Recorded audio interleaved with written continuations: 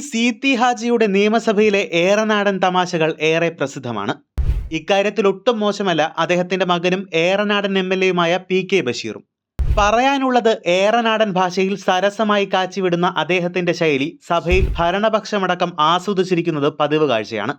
പ്രസംഗത്തിൽ കടുത്ത വിമർശനങ്ങളും പരിഹാസങ്ങളും കടന്നു വരുമ്പോഴും എതിരാളികൾക്ക് സഭയിലെ കെ ബഷീറിനെ ഇഷ്ടമാണ്. ഇടയ്ക്ക് ഇംഗ്ലീഷ് പദം ഉപയോഗിക്കാൻ ശ്രമിച്ച് വഴുതി വീണെങ്കിലും ഇത്തവണത്തെ ബജറ്റ് ചർച്ച കയ്യിലെടുത്തതും കെ ബഷീർ തന്നെയാണ്. തന്റെ പ്രസംഗം ആരംഭിക്കുന്ന സമയത്ത് മുഖ്യമന്ത്രി അടക്കം 19 മന്ത്രിമാർ സഭയിൽ ഇല്ലാതിരുന്നതിന്റെ കടുത്ത ശകാരം ചുരിഞ്ഞായിരുന്നു കെ ബഷീർ തന്റെ ബജറ്റ് പ്രസംഗം ആരംഭിച്ചത്. മന്ത്രിമാർ സീറ്റുകളിൽ എത്തിയതോടെ ബഷീർ കത്തിക്കയറി. ആളില്ലാത്ത പോസ്റ്റിൽ ഗോൾ അടിക്കുന്നത് പോലെയാണ് തന്റെ പ്രസംഗം. കാരണം ബജറ്റിന്മേലുള്ള പ്രസംഗം കേൾക്കാൻ ധനമന്ത്രി അടക്കം 19 മന്ത്രിമാരില്ല. നിങ്ങൾക്ക് എവിടെയാണ് ജനാധിപത്യ ബോധമെന്നും അദ്ദേഹം ചോദിച്ചു. CPI ഇപ്പോൾ പറയുന്ന വലിയ കാര്യം ഡൽഹിയിൽ ആം ആദ്മി പാർട്ടി തോറ്റുവെന്നാണ്.